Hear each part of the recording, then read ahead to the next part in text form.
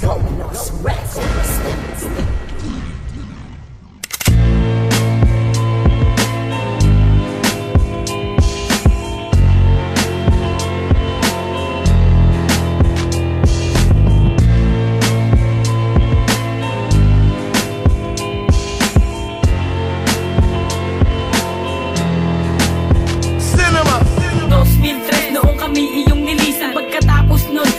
Nabalitaan pa hapyaw-hapyaw na tawag na nanggagaling sa inyo. Kami na may naghihintay sa tak na pagbalik ninyo. Anong taon na ba ngayon? 2014 na kaya ano na ba ang bago doon? Sa tingin ko ay wala, dahil 11 taon ka rin sa amin nawala. At kami ay pera at binabaliwala. Oo nga, hindi ko alam ang iyong pagsasakripisyo. Kung nagtatrabaho ka o inuuna mo ay bisyo, bakit ba biglang nagbago ang mga pangako mo? Na kami ang uunahin at hindi ang bisyo mo. Ang sabi mong masayang pamilya, ikaw rin ang siyang sisira. Pambihirang buhay to, ama pa mismo ang sumira. Bakit ba ang ating buhay ay sadyang mapaglaro? At kami iyong iniwan at tuluyang lumayo. Nasaan na ba ang kalinga ng isang ama?